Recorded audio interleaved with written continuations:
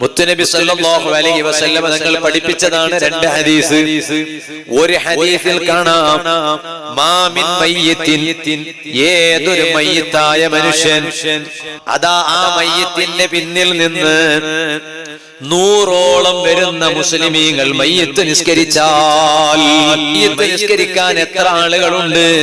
യബ്ലൂന ബിഹാ, 100 പേരാണ് മയ്യിത്ത് നിസ്കരിക്കാനുള്ളത്.